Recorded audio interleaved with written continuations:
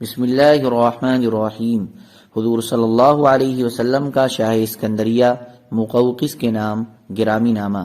حضرت عبداللہ بن عبد قاری رضی اللہ تعالیٰ عنہ فرماتے ہیں کہ حضور صلی اللہ علیہ وسلم نے حضرت حاتب بن ابی بلتع رضی اللہ عنہ کو شاہ اسکندریہ مقوقس کے پاس بھیجا۔ وہ حضور صلی اللہ علیہ وسلم کا خط لے کر ان کے پاس پہنچے۔ مقوقس نے حضور صلی اللہ علیہ وسلم کے خط کو چوما اور حضرت حاتب کا بہت اکرام کیا اور خوب اچھی طرح ان کی مہمان نوازی کی اور واپس بھیجتے ہوئے ان کا بڑا اکرام کیا، اور حضرت حاتب کے ساتھ ایک جوڑا کپڑا اور زین سمیت ایک خچر اور 2 باندیاں ہدیہ میں حضور صلی اللہ علیہ وسلم کی خدمت میں بھیجی۔ ان باندیوں میں سے ایک ماریہ قبطیہ رضی اللہ عنہا ہیں جو حضرت ابراہیم رضی اللہ عنہ کی والدہ تھیں، اور دوسری باندی حضور صلی اللہ علیہ وسلم نے حضرت محمد بن قیس عبدی رضی اللہ عنہ کو دے دی تھی۔ حضرت حاتب بن ابی بلتع رضی اللہ تعالیٰ عنہ فرماتے ہیں کہ مجھے حضور صلی اللہ علیہ وسلم نے شاہ اسکندریہ مقوقس کے پاس بھیجا۔ میں حضور صلی اللہ علیہ وسلم کا خط لے کر ان کے پاس گیا۔ اس نے مجھے اپنے محل میں ٹھہرایا۔ اس نے اپنے تمام بڑے پادریوں کو جمع کیا اور مجھے بلا کر کہا، میں تم سے کچھ باتیں پوچھنا چاہتا ہوں تو تم میری باتیں اچھی طرح سمجھ لو۔ حضرت حاتب رضی اللہ عنہ فرماتے ہیں کہ میں نے کہا ضرور پوچھو۔ تو اس نے کہا، مجھے اپنے حضرت کے بارے میں بتاؤ کہ کیا وہ نبی نہیں ہیں؟ میں نے کہا ہیں، بلکہ وہ تو اللہ کے رسول بھی ہیں۔ اس نے کہا، جب وہ اللہ کے رسول تھے تو ان کو ان کی قوم نے ان کے شہر مکہ سے نکالا تو انہوں نے اپنی قوم کے لیے بد دعا کیوں نہیں کی؟ میں نے کہا، کیا تم اس بات کی گواہی نہیں دیتے کہ حضرت عیسیٰ علیہ السلام اللہ کے رسول ہیں؟ اس نے کہا، ہاں میں گواہی دیتا ہوں۔ تو میں نے کہا کہ جب ان کو ان کی قوم نے پکڑا اور وہ ان کو سولی دینا چاہتے تھے، لیکن اللہ تعالیٰ نے ان کو آسمان دنیا کی طرف اٹھا لیا، تو انہوں نے اپنی قوم کے ہلاک ہونے کی بد دعا کیوں نہیں کی؟ اس نے مجھ سے کہا کہ تم تو بڑے عقل مند اور سمجھدار ہو، اور عقل مند اور سمجھدار انسان کے پاس سے آئے ہو، اور یہ چند ہدیے ہیں جو میں تمہارے ساتھ حضرت محمد صلی اللہ علیہ وسلم کی خدمت میں بھیج رہا ہوں، اور تمہارے ساتھ چند محافظ بھی بھیجوں گا جو تمہیں تمہارے محفوظ علاقے تک بحفاظت پہنچا کر واپس آئیں گے۔ چنانچہ اس نے حضور صلی اللہ علیہ وسلم کی خدمت میں 3 باندیاں بھیجیں، جن میں سے ایک حضور صلی اللہ علیہ وسلم کے صاحبزادے حضرت ابراہیم رضی اللہ عنہ کی والدہ تھیں۔ دوسری باندی حضور صلی اللہ علیہ وسلم نے حضرت حسان بن ثابت رضی اللہ عنہ کو دے دی تھی، اور مقوقس نے اپنے علاقے کے نایاب اور خاص قسم کے تحفے بھی حضور صلی اللہ علیہ وسلم کی خدمت میں بھیجے۔ حضور صلی اللہ علیہ وسلم کا اہل نجران کے نام گرامی نامہ۔ عبد یسوع کے دادا پہلے عیسائی تھے، بعد میں مسلمان ہوئے۔ وہ بیان کرتے ہیں کہ سورہ طاسین سلیمان یعنی سورہ نمل کے نازل ہونے سے پہلے حضور صلی اللہ علیہ وسلم نے اہل نجران کو یہ خط لکھا۔ مطلب یہ ہے کہ اس سورت میں بسم اللہ الرحمن الرحیم کا ذکر ہے، اس لیے اس سورت کے نازل ہونے کے بعد حضور صلی اللہ علیہ وسلم اپنے خطبوں کے شروع میں بسم اللہ الرحمن الرحیم لکھنے لگے۔ چونکہ یہ خط سورت کے نازل ہونے سے پہلے لکھا گیا تھا، اس لیے اس کے شروع میں بسم اللہ الرحمن الرحیم نہیں ہے۔ بسم الہ ابراہیم و اسحاق و یعقوب، حضرت ابراہیم اور حضرت اسحاق اور حضرت یعقوب کے پروردگار کے نام سے شروع کرتا ہوں، اللہ کے نبی اور اس کے رسول محمد صلی اللہ علیہ وسلم کی جانب سے نجران پادری اور نجران والوں کے نام۔ تم سلامتی میں رہو۔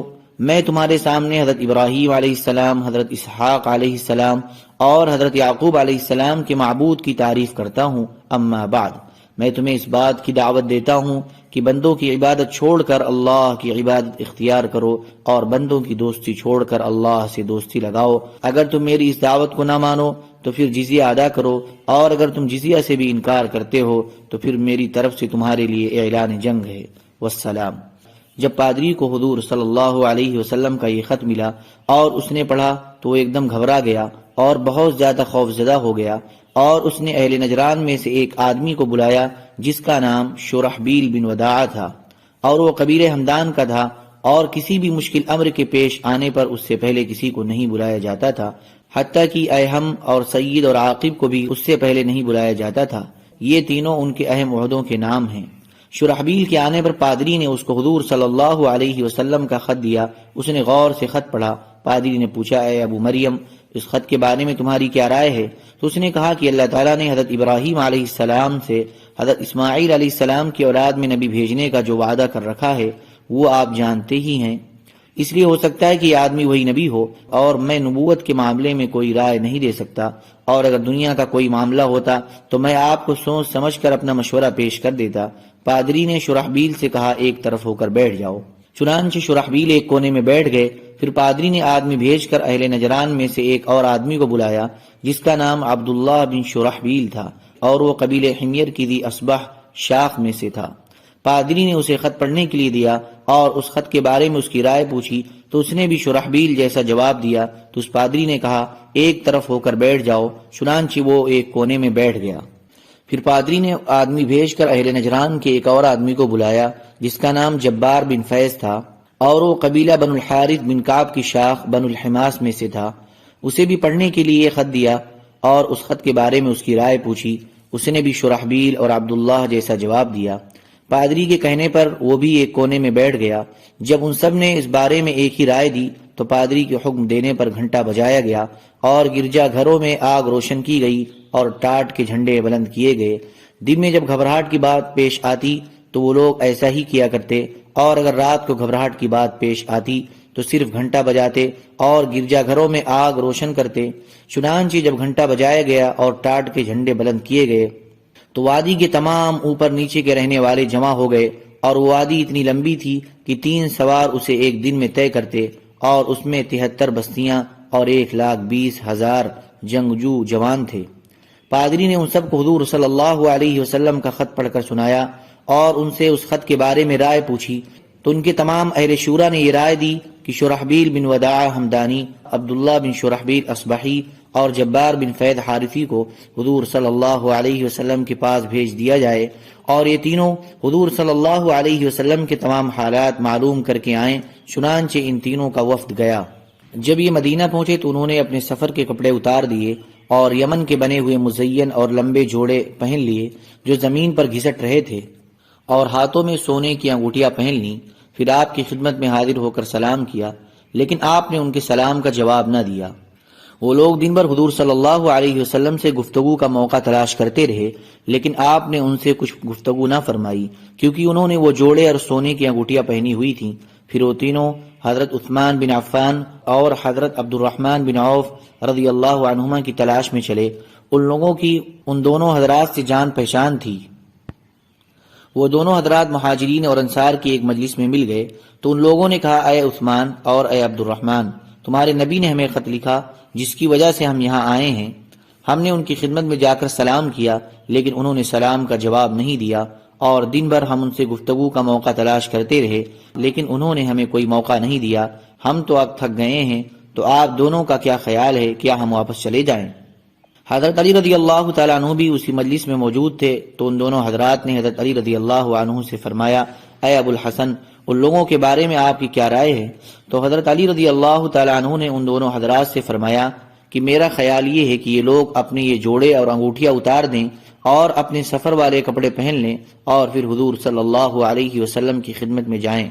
چنانچہ ان لوگوں نے ایسا ہی کیا اور خدمت میں حاضر ہو کر سلام کیا، تو حضور صلی اللہ علیہ وسلم نے ان کے سلام کا جواب دیا، اور پھر آپ نے فرمایا کہ اس ذات کی قسم جس نے مجھے حق دے کر بھیجا ہے، یہ لوگ جب پہلی مرتبہ میرے پاس آئے تھے تو ابلیس بھی ان کے ساتھ تھا۔